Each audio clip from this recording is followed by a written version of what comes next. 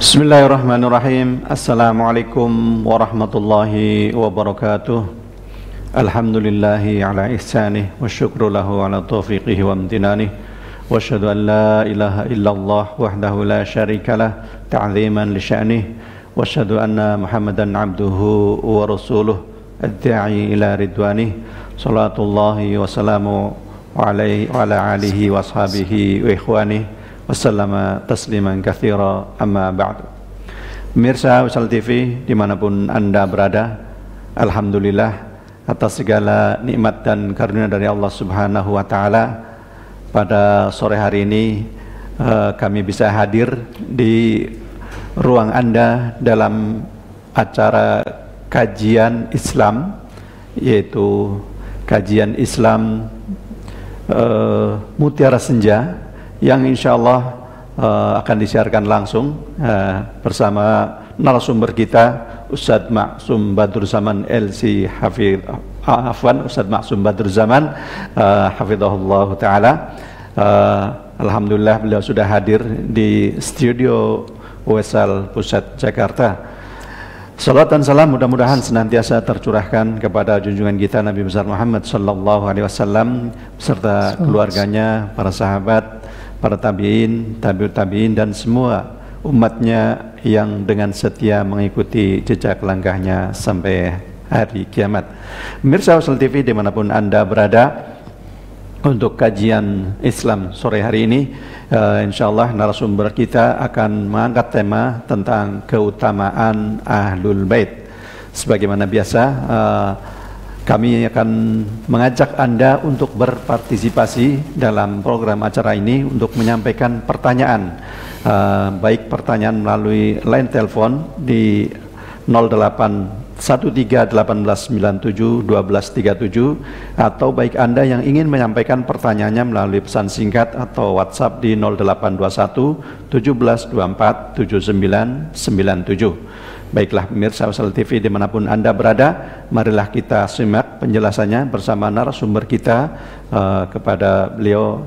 Falihi falyatafaddal mashkura. Oke, baik. Jazakallahu khair. Bismillahirrahmanirrahim.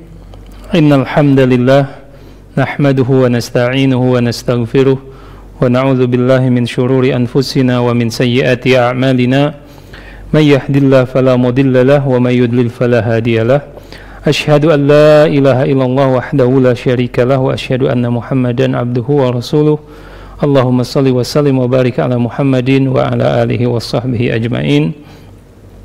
Ya ayyuhalladzina amanu taqullaha haqqa tuqatih wa la tamutunna illa wa antum muslimun.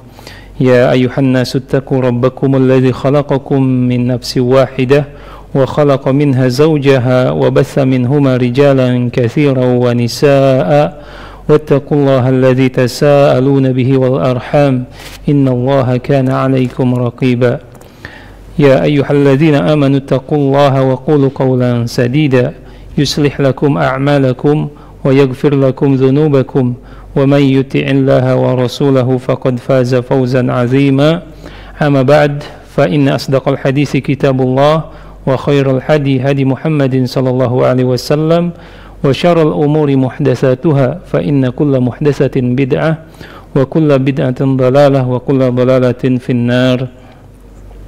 Kaum muslimin yang dirahmati Allah Subhanahu wa taala, berbahagia sekali saya pada kesempatan sore hari ini bisa menemani Anda semua kembali melanjutkan kajian-kajian yang temanya yaitu ingin mengenal lebih dekat tentang Rasulullah sallallahu alaihi wasallam, agar kita termasuk orang-orang yang mencintai Rasulullah sallallahu alaihi wasallam, dan melanjutkan beberapa poin yang penting yang telah saya sampaikan, yaitu bahwa salah satu tanda kecintaan kita kepada Rasulullah sallallahu alaihi wasallam adalah mencintai orang-orang yang dicintai oleh Rasulullah sallallahu alaihi wasallam, yaitu terlebih khusus yaitu ahlu bait, yaitu keluarganya Rasulullah sallallahu alaihi wasallam.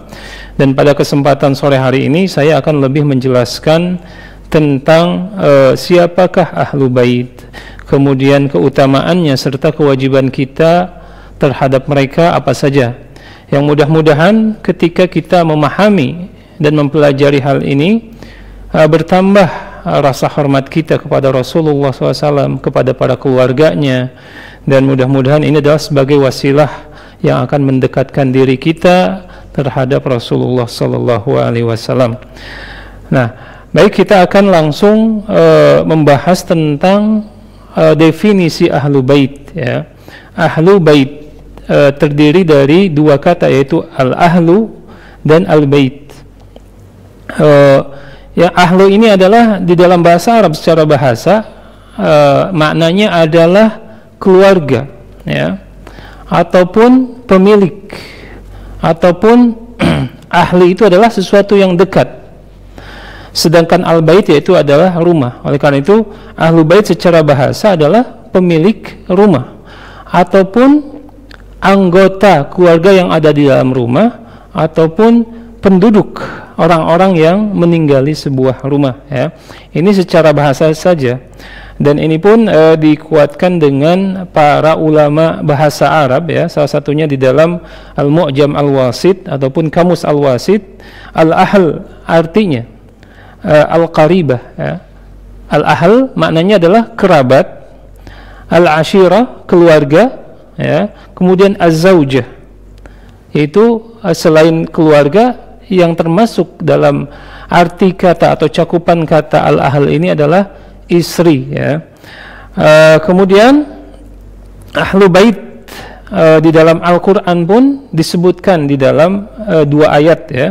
Yang pertama di dalam ayat surat Al-Ahzab yang ke-33, ya. Ayat ke-33 dari surat Al-Ahzab, di mana Allah Subhanahu wa taala berfirman, wa qarna fi buyutikunna wa la tabarrajna tabarrujal jahiliyatil ula wa aqimnas salah wa atinaz zakah wa ati'na Allaha wa rasulahu innama yuridullahu liyuzhiba ankum rijsa ahlal baiti wa yutahhirakum tathira, ya.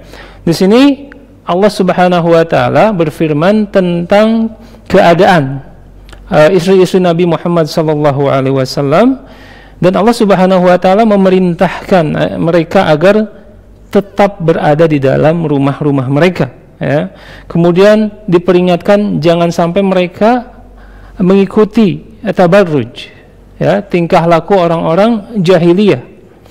Kemudian Allah pun memerintahkan mereka untuk menunaikan salat, kemudian zakat, dan di akhir ayat ini, ya, Allah Subhanahu wa taala memerintahkan atau menyebutkan sebuah hikmah yang sangat besar kepada mereka, yaitu innama yuridullahu ankum liyuzhiba ankum rijs.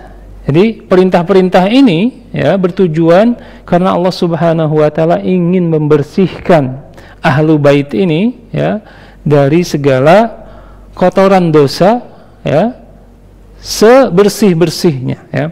Nah, ini salah satu kata, ya, ahlu bait yang ada di dalam Al-Quran.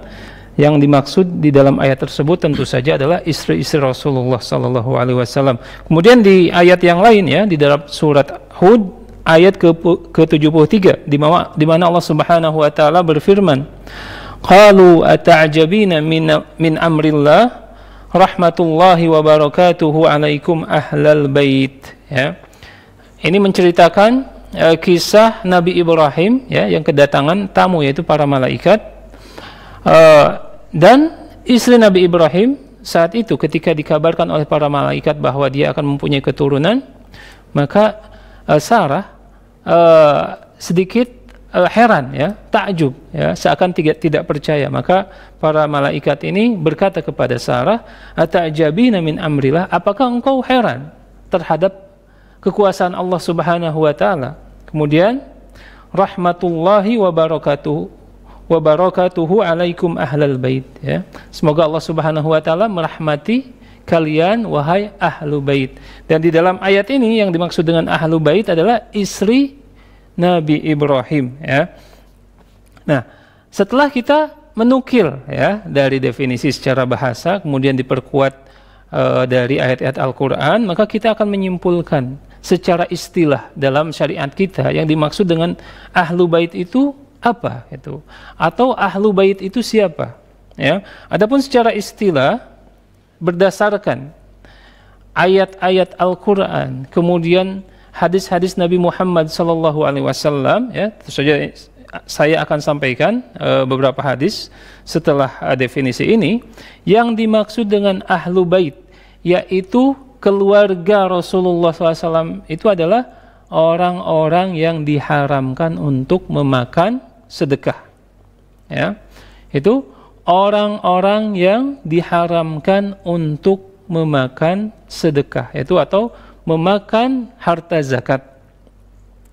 Ini sesuai dengan beberapa pendapat yang dipilih oleh ulama salafus saleh. Dalam hal ini diperkuat oleh pendapatnya Ibnul Qayyim rahimahullah, ya, di mana beliau menyebutkan bahwa pendapat ini adalah pendapat yang terpilih. Ini adalah mereka yang haram menerima sedekah, itulah yang dinyatakan oleh Imam Asy-Syafi'i, Ahmad dan mayoritas ulama, dan ia adalah pendapat yang dipilih oleh jumhur murid-murid Imam Ahmad dan Imam Asy-Syafi'i. Nah, jadi memang ada beberapa definisi, ya, mengenai siapakah ahlu bait atau siapakah keluarga Rasulullah SAW yang dimaksud di dalam ayat, kemudian yang dimaksud dengan mereka di dalam hadis. Maka dari beberapa pendapat dan dari beberapa dalil yang ada, maka para ulama menyimpulkan, salah satunya pendapat Ibnu Qayyim, kemudian Imam Asy-Syafi'i dan Imam Ahmad, yang diikuti oleh para muridnya. Mereka menyimpulkan bahwa yang dimaksud dengan ahlu bait adalah orang-orang yang diharamkan untuk memakan harta sedekah, ya. Dan dalil penjelasannya tentu saja ini termaktub di dalam Sahih Muslim, ya, sebuah hadis yang panjang yang diriwayatkan dari jalur Zaid bin Arqam, di mana hadis ini menceritakan sebuah sabda Rasulullah SAW di saat beliau pulang dari perjalanan ibadah haji, ya. Dan beliau SAW bersama para sahabatnya singgah di sebuah tempat, ya. Di tempat itu berada di antara Mekah dan Madinah, ya, yang disebut dengan Ghadir Khum, ya, di mana di tempat tersebut ada sebuah mata air. Mereka singgah untuk beristirahat, dan ketika beristirahat itu Rasulullah SAW mengumpulkan para sahabatnya dan bersabda kepada para sahabatnya. Di antaranya yang disebutkan oleh beliau SAW kepada para sahabatnya adalah dua perkara penting, yaitu wasiat Rasulullah SAW kepada para sahabat dan sekaligus kepada umatnya. Di mana ada potongan dari hadis ini karena hadisnya sangat panjang. Amma ba'du, alla ayyuhan nas, fa innama ana basyarum. Sesungguhnya wahai manusia, yaitu kepada para sahabat, sesungguhnya aku adalah seorang manusia biasa, ya. Yushaku an ya'ti rasulun rabbi fa uhibba ana tarikun fikum fa ujiba, ya. Fa ujiba.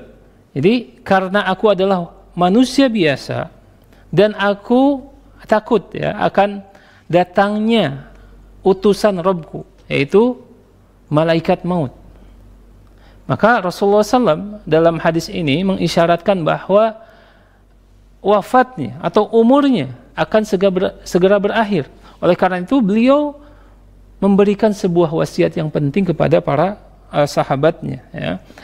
Wa ana tarikun fikum thaqalaini, dan aku meninggalkan untuk kalian dua hal yang berat, ya. Yang pertama adalah kitabullah. Yang pertama yang diwasiatkan oleh Rasulullah SAW adalah kitabullah. Itu berupa Al-Quran dan sunnah-sunnahnya. Ini wasiat pertama yang disampaikan beliau dalam peristiwa tersebut. Adapun wasiat yang kedua yaitu udzakirukumullah fi ahli baiti, ya. Setelah mewasiatkan wasiat yang pertama, maka menyebutkan wasiat yang kedua. Wahai manusia, wahai para sahabat, maka aku mengingatkan kalian untuk bertakwa kepada Allah Subhanahu wa taala. untuk menjaga keluargaku, untuk menjaga ahli baitku. Dan Rasulullah SAW mengulangi sabdanya sampai 3 kali. Ya. Nah, ini adalah sebuah hadis yang sangat penting bagi kita untuk mengetahui dengan jelas siapa atau siapa saja yang dimaksud dengan ahlu bait. Dan di dalam hadis ini, ya, hadis ini diriwayatkan oleh Zaid bin Arqam. Kemudian seorang tabi'in yaitu Husain, ya, yang meriwayatkan hadis ini juga dari Zaid bin Arqam, bertanya kepada Zaid, ya, tentang makna hadis ini. Dan salah satunya yang ditanyakan oleh Husain tentang siapa yang dimaksud dengan ahlu bait. Kemudian Zaid bin Arqam menjawab, ya, atau Husain bertanya terlebih dahulu, bukankah yang dimaksud dengan ahlu bait atau keluarga Rasulullah SAW itu adalah istri-istrinya? Kemudian Zaid bin Arqam menjawab, betul, istri-istri beliau adalah ahli baitnya. Tetapi yang dimaksud di dalam hadis ini, kata beliau, itu orang-orang yang diharamkan menerima sedekah. Dan dirinci siapa saja yang diharamkan menerima sedekah, ya, yaitu keturunan Bani Hashim. Itu keturunannya dari Abdul Muttalib, ya, termasuk yang disebutkan secara tegas oleh Zaid bin Arqam, yaitu siapa saja? Keluarganya Ali bin Abi Thalib, ya, keluarganya Al-Abbas, keluarganya Aqil, ya, keluarganya Ja'far. Nah, ini menunjukkan bagi kita semua bahwa definisi ahlu bait ataupun orang-orang yang tergolong ahlu bait itu ternyata, ya, selain Rasulullah SAW sendiri, yaitu istri-istrinya, ya. Kemudian orang-orang yang diharamkan untuk menerima sedekah yaitu dari keturunan Bani Hashim, ya. Karena Bani Hashim memiliki keturunan yaitu Abdul Muttalib, ya. Dan dari Abdul Muttalib ini ada beberapa anak, di antaranya Abu Talib, ya. Tapi beliau Abu Talib ini mati dalam kekufuran, ya. Sedangkan yang lainnya seperti Al-Abbas, ya, dan yang lainnya, maka ini adalah termasuk para sahabat Rasulullah SAW yang terkategori sebagai ahlu bait, ya. Ini yang pertama. Kemudian penegasan tentang apakah istri-istri Rasulullah SAW termasuk ahlu baitnya juga, maka ini dijelaskan langsung oleh Allah Subhanahu wa Ta'ala, ya, di dalam surat Al-Ahzab tadi, ayat yang ke-33. Karena ayat ini konteksnya turun kepada istri-istri Nabi Muhammad sallallahu alaihi wasallam. Bahkan di ayat sebelumnya, ya, Allah Subhanahu wa Ta'ala berfirman, ya nisa'an nabi, ya, wahai istri-istri Nabi, lastunna ka ahadim, tidaklah engkau kalian, ya, seperti wanita-wanita yang lainnya. Jadi ini yang membuka ayat tentang istri-istri Nabi di dalam surat Al-Ahzab, ya. Kemudian diakhiri dengan ayat tathhir, yaitu pensucian istri-istri Nabi SAW oleh Allah Subhanahu wa Ta'ala di dalam ayat yang ke-33, ya. Dan ini menjadi penting karena kenapa? Karena ini yang disepakati oleh ulama ahlu sunnah wal jamaah, berbeda dengan ulama-ulama Syiah yang hanya mereka membatasi ahlu bait itu adalah Rasulullah SAW dan keluarganya Ali saja, yaitu Ali bin Abi Thalib, kemudian Fatimah, ya, Fatimah Zahra, kemudian Hasan dan Husain. Ini saja yang disepakati oleh orang-orang Syiah. Berarti mereka mengeluarkan istri-istri yang lain, ya. Sedangkan istri Rasulullah SAW itu lebih dari satu. Kemudian mereka mengeluarkan kerabat-kerabat yang lain, ya, yang sedangkan di dalam hadis Muslim tadi sudah jelas dijelaskan oleh Zaid bin Arqam bahwa yang dimaksud dengan ahlu bait adalah orang-orang yang diharamkan untuk memakan sedekah, ya.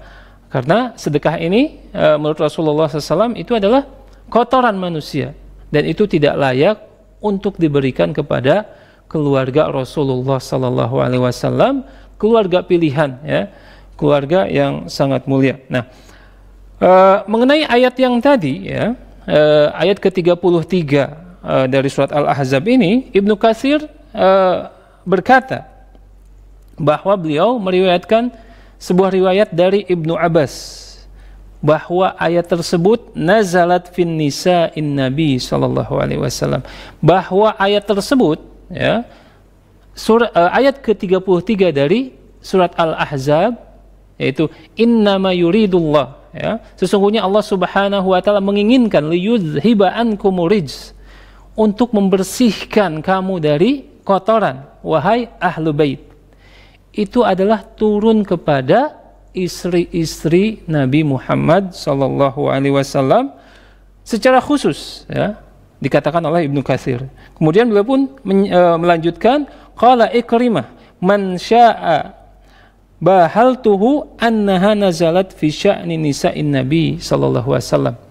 Jadi Ikrimah sampai menegaskan dengan sebuah perkataan yang tegas, barang siapa yang berani bermubahalah denganku tentang turunnya ayat ini, maka lakukanlah. Karena menurut Ikrimah bahwa ayat tersebut turun ya kepada istri-istri Nabi Muhammad sallallahu alaihi wasallam. Dan ini sangat jelas disebutkan di dalam ayat tersebut lafaz ahlu bait. Kemudian diturunkan kepada istri-istri Nabi Muhammad sallallahu alaihi wasallam. Ini yang mempertegas bahwa yang dimaksud dengan ahlu bait adalah pertama istri-istri Nabi Muhammad sallallahu alaihi wasallam, kemudian yang kedua adalah keturunan Bani Hashim ya. Yang saat hidup saat itu tentu saja Ali, keluarganya Aqil, keluarganya Abbas, keluarganya Ja'far, dan keturunan-keturunannya sampai hari kiamat. Inilah definisi ahlu bait atau keluarga Rasulullah sallallahu alaihi wasallam. Walaupun di kalangan para ahlu sunnah wal jamaah ya ada sedikit perbedaan, karena dari sebagian ulama ada yang menyebutkan Bani Al-Muttalib ya. Jadi Abdul Manaf ini mempunyai dua keturunan, yaitu Hashim dan Al-Muttalib. Maka sebagian ulama, salah satunya Imam Syafi'i, menyebutkan Al-Muttalib pun termasuk ahlu bait berdasarkan sebuah hadis ya dari Utsman bahwa Rasulullah SAW menyebutkan Banu Muttalib dan Banu Hashim itu syai'un wahid, yaitu mereka adalah satu ya. Dari hadis ini para ulama berpendapat karena disebutkan mereka adalah satu, mereka pun diharamkan untuk memakan sedekah. Oleh karena itu mereka dikategorikan oleh sebagian ulama dari kalangan ahlu sunnah wal jamaah, salah satunya Imam Syafi'i ya, menyebutkan bahwa Banu Muttalib termasuk ahlu bait Rasulullah SAW atau keluarga Rasulullah sallallahu alaihi wasallam. Nah, ini adalah definisi yang menyebutkan siapa saja ahlu bait. Kemudian apa kewajiban kita atau apa kedudukan ahlu bait Rasulullah SAW sehingga kita harus mempelajarinya, sehingga kita harus mengamatinya ya. Tentu saja kedudukan mereka itu sangat penting. Karena kenapa? Di dalam hadis riwayat Muslim tadi ya, yang diriwayatkan dari Zaid bin Arqam, Rasulullah sallallahu alaihi wasallam mewasiatkan ahlu baitnya, keluarganya kepada para sahabat sekaligus kepada kita selaku umatnya. Artinya tidak mungkin diwasiatkan oleh Rasulullah SAW kecuali kedudukannya sangat besar, kedudukannya sangat tinggi ya, yang wajib kita menjalankan wasiat tersebut dengan kemampuan kita ya. Dan di antara makna wasiat yang terkandung di dalam hadis tadi ya, ketika Rasulullah SAW bersabda udzakirukumullah fi ahli baiti, aku ingatkan kalian kepada Allah Subhanahu wa taala tentang kedudukan ahlu baitku ya. Artinya Rasulullah SAW menitipkan keluarganya kepada para sahabat, kepada umatnya, agar mereka menjaga ahlu bait, agar mereka mencintai ahlu bait, agar mereka menghormati, memuliakan ya, dan berbuat baik kepada ahlu bait. Nah, ini adalah keutamaan yang mereka miliki sekaligus kewajiban kita selaku umat Nabi Muhammad SAW. Terlebih kita mengakui ya bahwa kita mencintai Rasulullah SAW, maka wajib bagi kita untuk pertama mencintai Ahlu Bait, kemudian memuliakan, menghormati, menjaga dan berbuat baik kepada mereka. Dan hal ini tentu saja lahir dari apa? Dari kecintaan kita terhadap Nabi Muhammad SAW. Karena Nabi pun sangat mencintai Ahlu Baitnya. Kemudian sangat mengkhawatirkan keadaan Ahlu Baitnya. Sangat mencintai keluarganya. Oleh karena itu, bagi kita selaku umat Nabi Muhammad SAW, maka kita wajib mengikuti ataupun menjalankan wasiat yang telah diwasiatkan oleh Nabi Muhammad SAW, khususnya dalam masalah Ahlu Bait. Nah, dan manusia ya terbagi menjadi beberapa golongan ketika menanggapi wasiat ini. Yang pertama tentu saja ada orang-orang yang mengacuhkan ataupun tidak mempedulikan wasiat ini. Mereka tidak menghormati Ahlu Bait, ya, tidak mencintai Ahlu Bait, ya, ataupun jauh dari Ahlu Bait. Ini adalah golongan pertama. Sedangkan ada golongan yang kedua yang sebaliknya. Mereka mencintai Ahlu Bait, tetapi cara mencintai Ahlu Bait ini berlebihan sampai ke taraf ghulu, yaitu berlebihan mencintai Ahlu Bait, ya. Dan ini tentu saja tidak dianjurkan dan tidak dicontohkan oleh Rasulullah SAW. Sedangkan kelompok yang ketiga adalah kelompok yang pertengahan. Mereka mencintai Ahlu Bait, yaitu keluarga Nabi Muhammad SAW, selama, ya, ataupun mengikuti cara mencintai Ahlu Bait sesuai dengan anjuran Rasulullah SAW. Nah, kelompok ketiga lah, ya, yang terpilih bagi kita, yaitu kelompok Ahlus Sunnah wal Jamaah, di mana mereka selalu ada di tengah-tengah dalam berbagai permasalahan, tidak ifrat dan tafrid, ya, tidak menyepelekan, tidak mengacuhkan, dan tidak pula berlebihan dalam menyikapi Ahlu Baitnya Rasulullah SAW. Yang dimaksud dengan menyepelekan, yaitu adalah ada sebagian orang-orang yang sudah tidak peduli, bahkan tidak mempelajari siapakah Ahlu Bait, kemudian apa keutamaannya, ya, siapakah mereka. Mereka tidak peduli, bahkan menjauhi, ya, bahkan menganggap ini adalah bukan bagian dari agama Islam.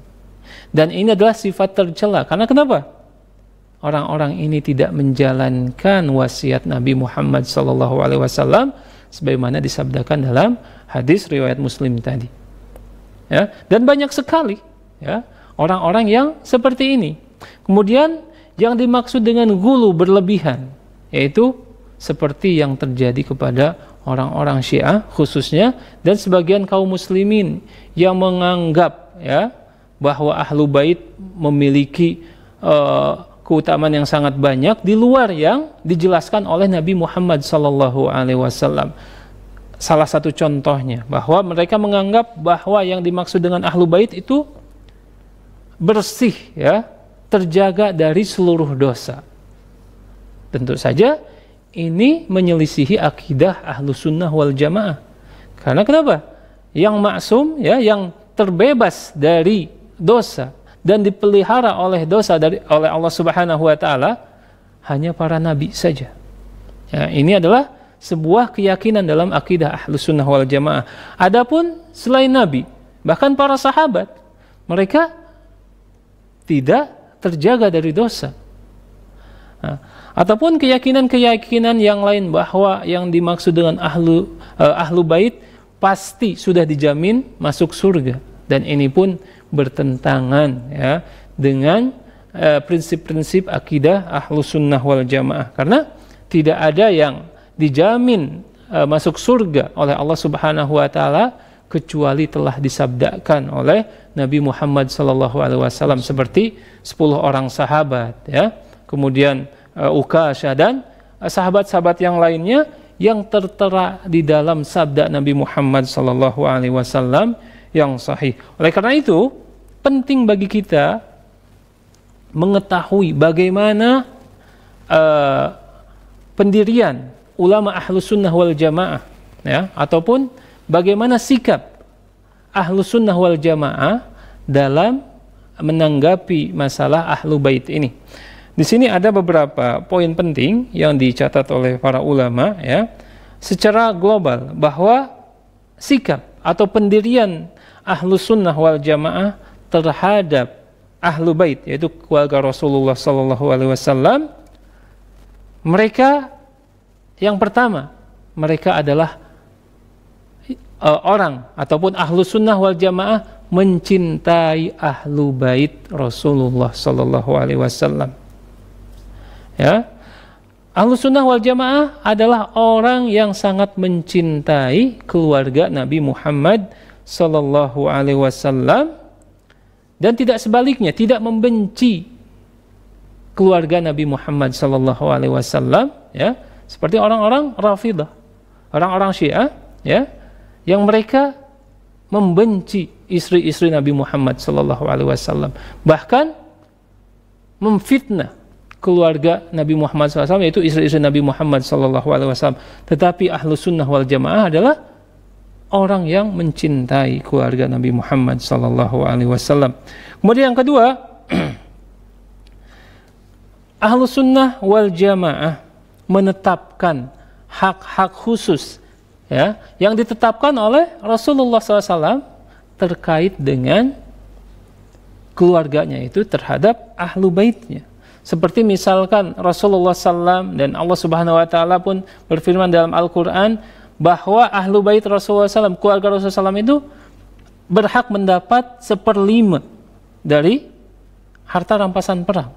Maka saat itu Ahlus Sunnah wal Jamaah berserah diri dengan ketetapan Allah Subhanahu Wa Taala, ya, berserah diri dengan ketentuan Allah Subhanahu Wa Taala bahwa Allah Subhanahu Wa Taala meninggikan derajat keluarga Nabi Muhammad SAW dan mengkhususkan dalam masalah ini, ya, menjamin hartanya itu diberikan 1/5 dari harta rampasan perang.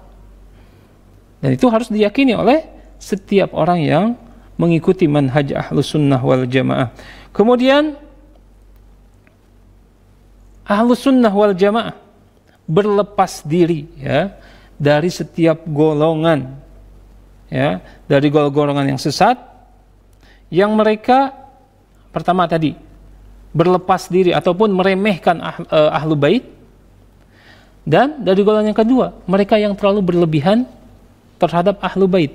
Tadi saya sebutkan bahwa Ahlus Sunnah ini selalu dalam pertengahan di antara mereka, tidak meremehkan, ya, dan tidak terlalu berlebihan dalam mencintai Ahlu Baitnya Rasulullah SAW.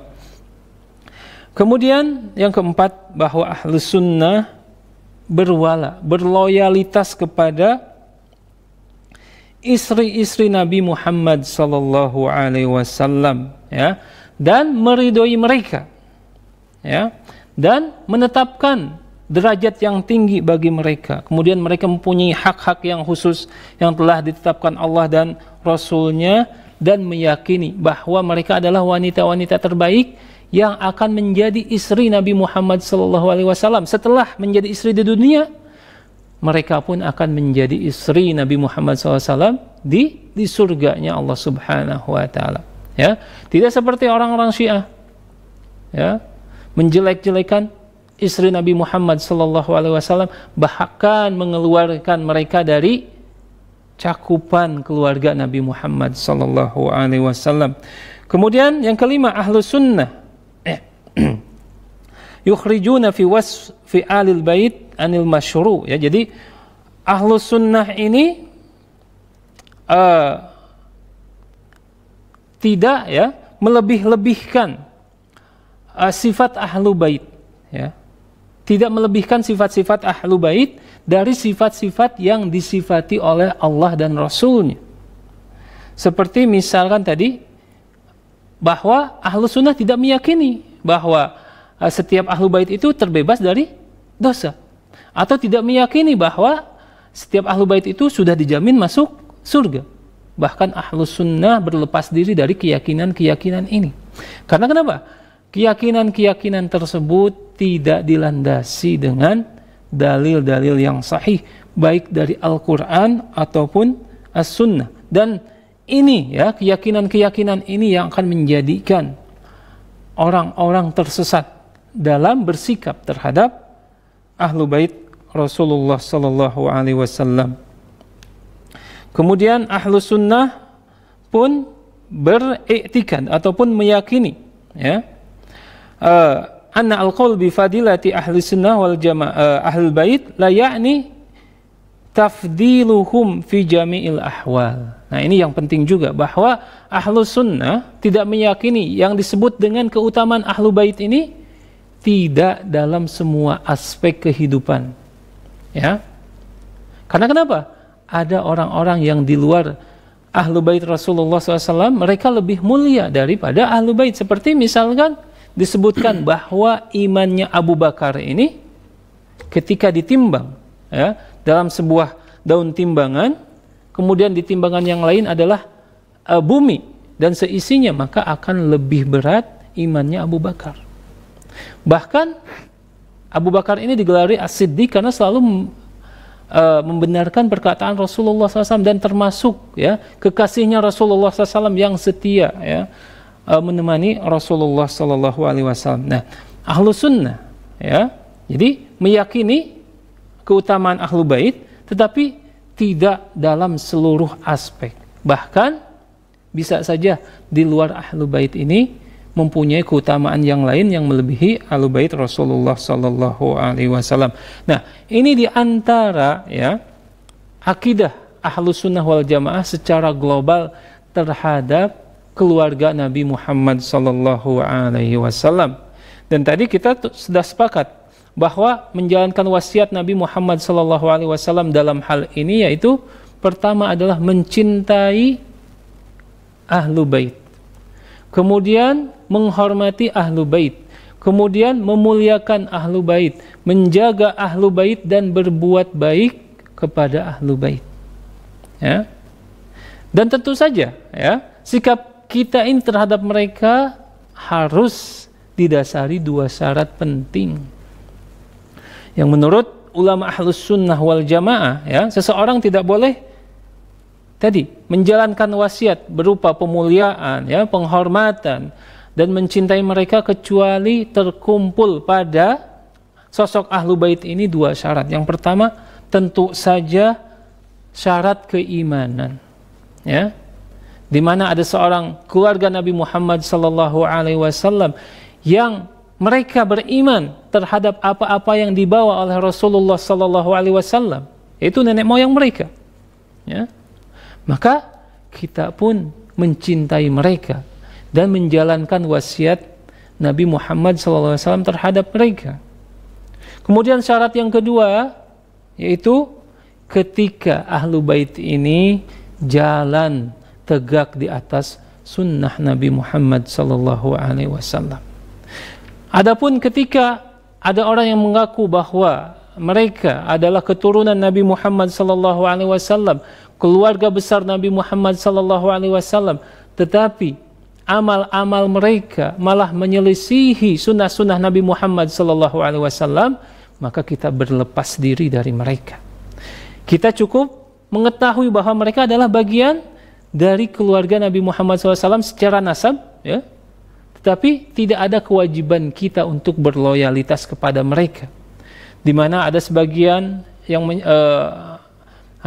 menyebutkan bahwa mereka adalah keturunan Nabi Muhammad SAW, ya, dan bersambung nasabnya kepada Nabi Muhammad SAW atau kepada keturunannya, yaitu kepada Fatimah, kemudian kepada Hasan dan Husain.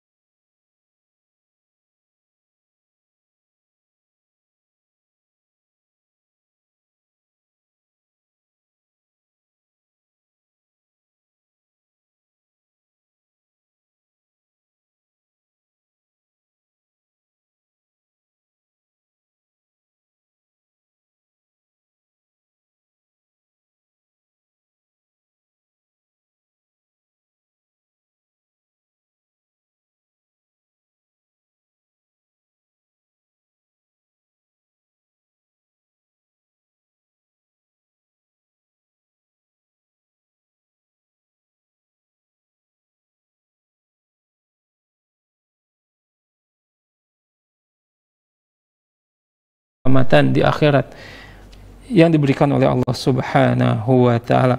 Nah, oleh karena itu ini menjadi penting ya, pembahasan ini perlu diketahui oleh setiap kaum muslimin ya, sehingga dia bisa bersikap terhadap ahlu baitnya Rasulullah SAW. Dan ini pun ketika kita mampu ya, ataupun melihat dalil-dalil yang sahih dari Al-Quran dan Sunnah, kita pun bisa bersemangat dalam mewasiatkan atau menjalankan wasiat ya, yang diberikan oleh Rasulullah SAW terhadap kita, yaitu yang berkenaan dengan ahlu baitnya Rasulullah SAW. Dan di kajian ini saya akan tutup ya dengan beberapa perkataan dari tentunya para sahabat, yaitu di mana Abu Bakar ya, Abu Bakar sebagai mertuanya Rasulullah Sallallahu Alaihi Wasallam, kemudian orang terdekatnya Rasulullah SAW, sahabatnya Rasulullah SAW, bahwa beliau berkata, sesungguhnya bagiku ya, berbuat baik terhadap keluarga Nabi Muhammad SAW itu lebih aku cintai daripada berbuat baik kepada yang lainnya. Jadi di pandangan Abu Bakar As-Siddiq, keluarga Nabi Muhammad SAW, yaitu ahlu baitnya, itu prioritas utama untuk berbuat baik kepada mereka. Kemudian Umar bin Khattab pernah berkata bahwa keislaman Al-Khattab, yaitu ayahnya Umar ya, tidak lebih aku cintai daripada keislaman ahlu baitnya Rasulullah SAW ya. Ini pun perkataan yang sangat luar biasa yang menunjukkan bahwa Umar sendiri ya lebih menghargai ahlu baitnya dibandingkan ayahnya sendiri ya. Kemudian Syekhul Islam Ibnu Taimiyah ya menyebutkan wa yuhibbuna ahlal baiti Rasulillah sallallahu alaihi wasallam wa yatawallunahum wa yahfazunahu fihim wasiat Rasulillah sallallahu alaihi wasallam. Mencintai ahlu bait ya, mencintai keluarga Rasulullah SAW dan berloyalitas kepada mereka, kemudian menjaga mereka, ini merupakan salah satu bentuk ya, realisasi dari menjalankan wasiat Nabi Muhammad SAW. Oleh karena itu kan menjalankan wasiat itu sesuatu yang wajib ya. Selama kita mampu untuk menjalankan wasiat tersebut, maka kita diwajibkan untuk mencintai, menghormati, memuliakan, menjaga dan berbuat baik kepada ahlu bait Rasulullah sallallahu alaihi wasallam.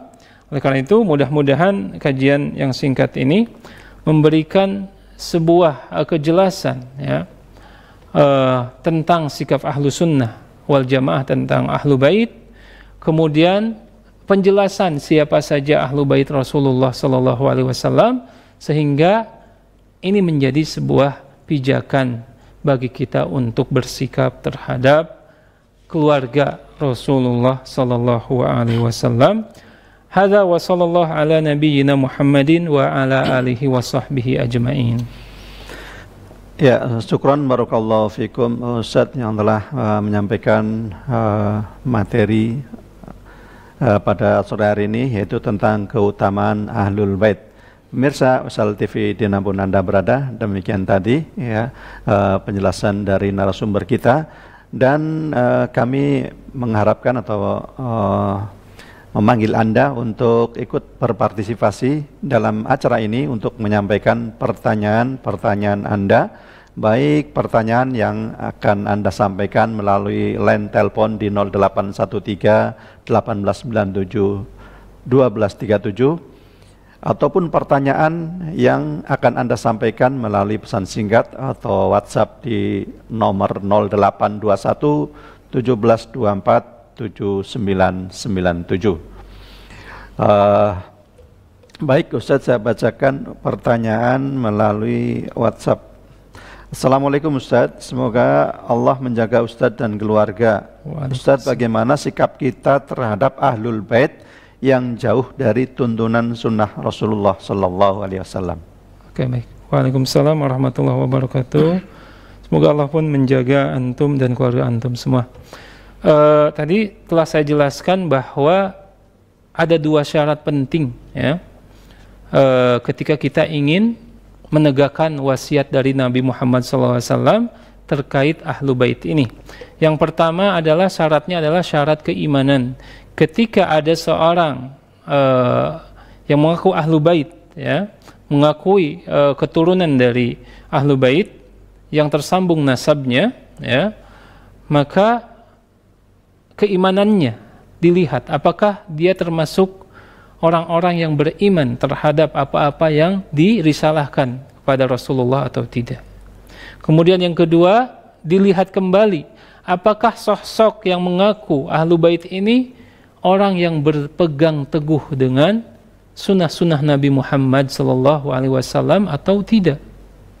Maka ketika mendapati orang yang mengaku ahlu bait tetapi sikapnya, amal ibadahnya, akhlaknya bertentangan dengan syariat Nabi Muhammad SAW, maka tidak ada kewajiban bagi kita semua untuk berloyalitas kepada mereka, untuk mencintai mereka, untuk menolong mereka, untuk berbuat baik kepada mereka. Maka ini tidak diwajibkan kepada kita semua, kecuali dengan 2 syarat tadi, keimanan dan apakah mereka termasuk orang-orang yang mengikuti ahlu sunnah ataupun tidak, wallahu a'lam.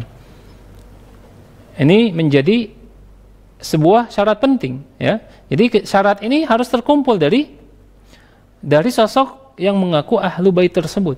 Maka ketika salah satunya tidak ada, maka ini sudah terjadi kepada pamannya Rasulullah SAW, yaitu Abu Thalib, yang keimanannya hilang.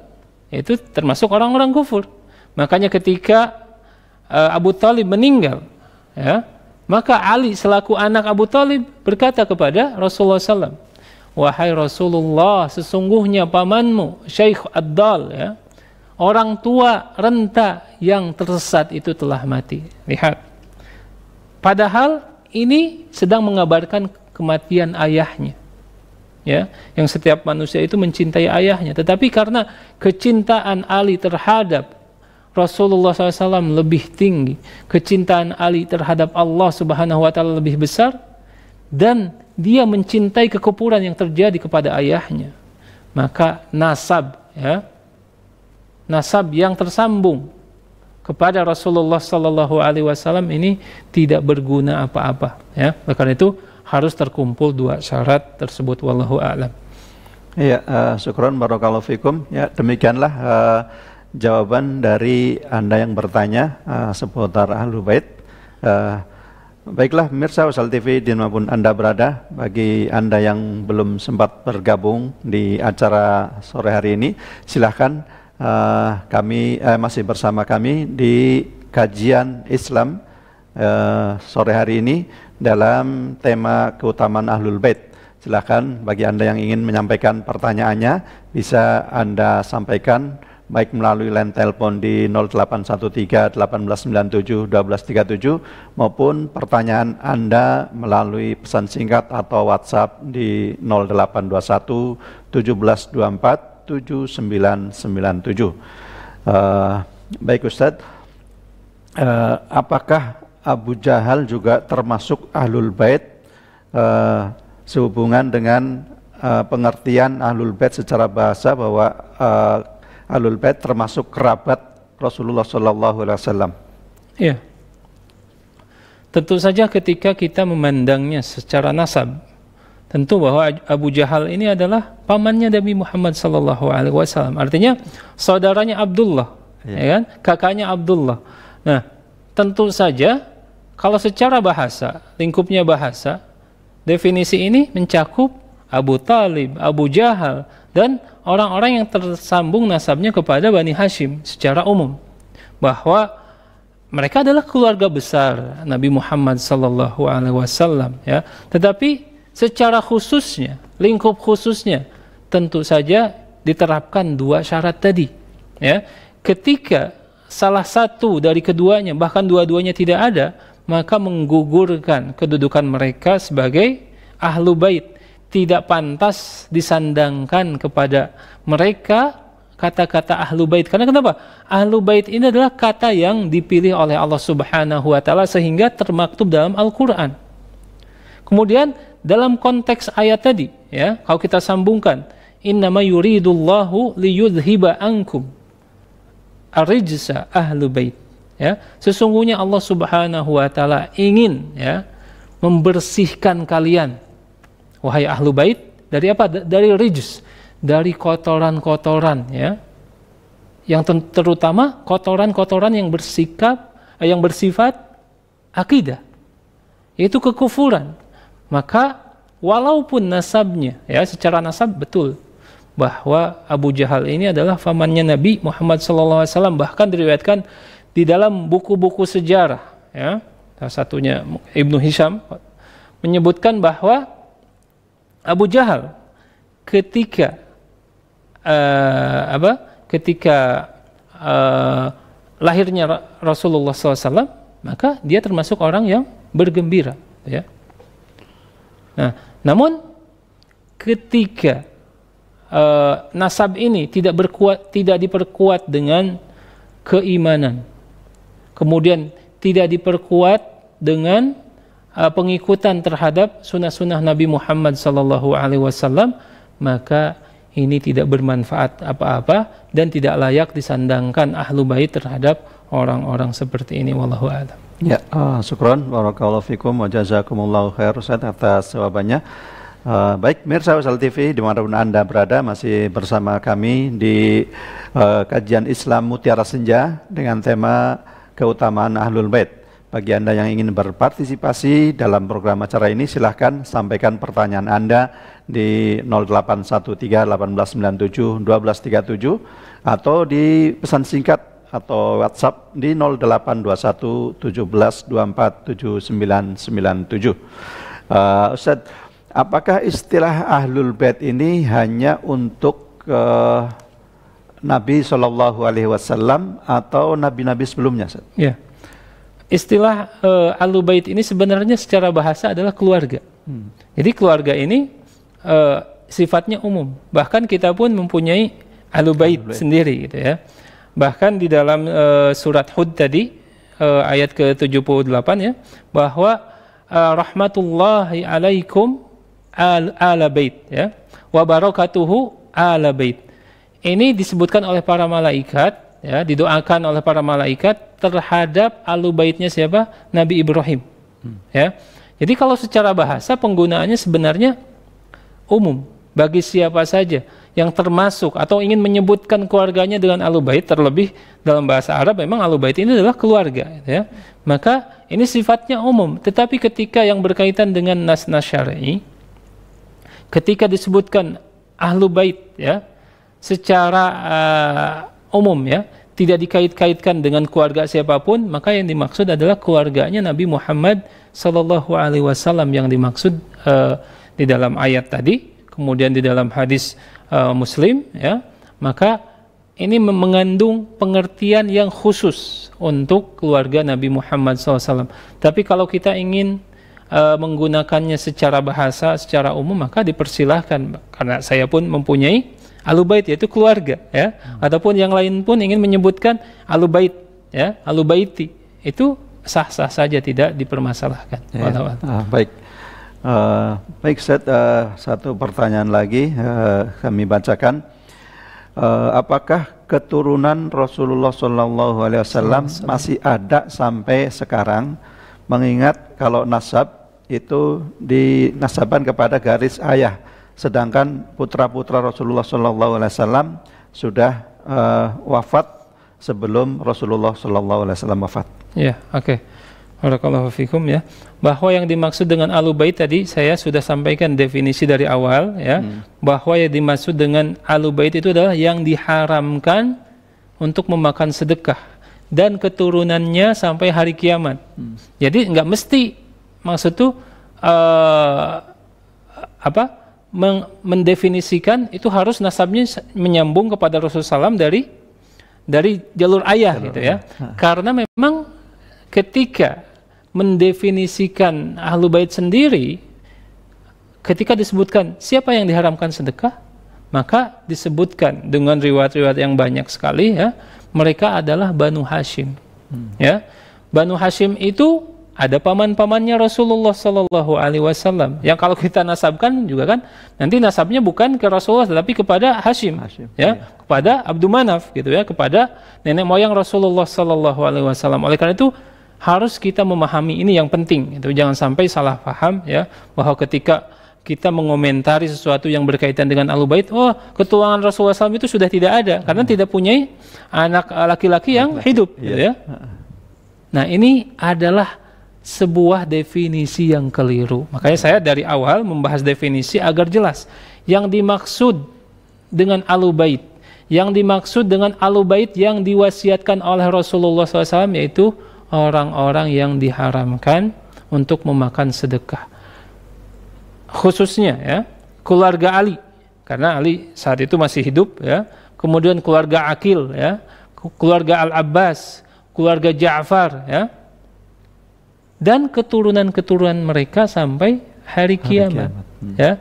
Kalau ada seseorang sekarang yang mengaku bahwa saya merupakan salah satu keturunan Ahlul Bait, itu bisa diidentifikasi dari nasabnya. Terlebih ya, mungkin bukan di Jazirah Arab saja, bahkan di sini pun ketika orang-orang yang mereka adalah mengaku keturunan Ahlul Bait, mereka punya silsilah nasab yang jelas. Dan silsilah yang nasab yang jelas ini penting sekali. Ya. Karena tadi jangan sampai orang-orang mengaku begitu saja bahwa fulan Habib, fulan ini gitu ya. Karena ini adalah sesuatu yang dilarang oleh Allah dan Rasulnya, yaitu menasabkan diri kepada yang bukan haknya. Dalam sebuah riwayat ya, hadis riwayat Bukhari dan Muslim disebutkan bahwa kezaliman terbesar ataupun dosa yang paling besar adalah salah satunya adalah seseorang lelaki atau seorang manusia menasabkan dirinya kepada yang bukan ayahnya. Jadi kalau ada orang yang mengaku bahwa dia adalah Habib, buktikan bahwa nasabnya tersambung kepada Ahlul Bait di zaman Rasulullah SAW. Apakah dari keluarga Ali, apakah dari keluarga Aqil, keluarga Ja'far, keluarga Abbas, ya, dan keluarga-keluarga yang termasuk dalam ruang lingkup orang-orang yang diharamkan memakan sedekah. Dan ketika menyebutkan Imam Syafi'i rahimahullah, Imam Syafi'i adalah termasuk keturunan Ahlul Bait ya, dari jalur Bani Muthalib. Karena kan Abdul Manaf ada dua keturunan, Hashim dan Al-Muthalib. Dan sedangkan Rasulullah SAW bersabda dalam sebuah riwayat bahwa Banu Hashim dengan Banu Muthalib itu adalah syai'un wahid. Mereka adalah sama. Maka ketika mengurutkan nasabnya, maka nasab Imam Syafi'i ini sampai kepada Banu Muthalib.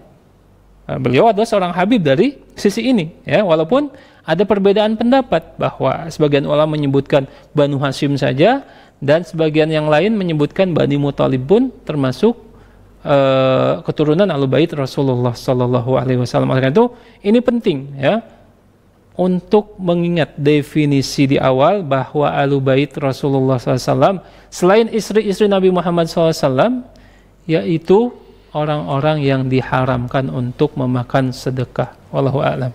Ya, jadi insya Allah masih ada ya, masih ada keturunan-keturunan mereka sampai hari kiamat. Wallahu a'lam. Ya, syukron jazakumullahu khairan wa barakallahu fikum pada Ustadzuna. Demikianlah pemirsa Usal TV dimanapun Anda berada, perjumpaan kita pada sore hari ini dalam kajian Islam Mutiara Senja yang pada sore hari ini mengangkat tema tentang keutamaan Ahlul Bait. Ya, alhamdulillah baru saja disampaikan, dijelaskan oleh narasumber kita siapa saja Ahlul Bait, bagaimana keutamaan Ahlul Bait, pesan Rasulullah SAW kepada para sahabat terhadap perlakuan untuk Ahlul Bait. Alhamdulillah kita sudah mengikuti penjelasannya. Mudah-mudahan pertemuan kita sore hari ini bermanfaat untuk kita semua. Amin, ya menambah wawasan keilmuan kita, menambah pemahaman kita tentang Ahlul Bait. Terima kasih atas perhatian partisipasi Anda dalam acara sore hari ini. Dan sebelum acara kami tutup, mungkin ada kesimpulan akhir dari penjelasan pada sore hari ini. Silahkan Ustadz sebagai kesimpulan akhir. Oke, baik. Memahami Ahlu Bait dengan pemahaman yang benar adalah bagian dari syariat Islam. Kemudian bagian dari menjalankan wasiat Nabi Muhammad SAW. Ketika kita mendapatkan definisi yang benar tentang masalah ini, maka insya Allah ini akan membawa kita kepada sikap yang benar ketika kita menghadapi ataupun bermuamalah dengan Ahlu Bait Rasulullah SAW. Hadza wa sallallahu ala Nabi Muhammad SAW. Ya, jazakumullah khair pada Ustaz kita yang telah memberikan menyempatkan ya kesempatan kita, kesempatan perjumpaan pada pertemuan pada sore hari ini. Dan saya sebagai pembawa acara kurang lebihnya mohon maaf atas segala kekurangan. Kita tutup dengan kafaratul majlis. Subhanakallahumma wa bihamdika asyhadu an la ilaha illa anta astaghfiruka wa atubu ilaik. Wassalamualaikum warahmatullahi wabarakatuh. Waalaikumsalam warahmatullahi wabarakatuh.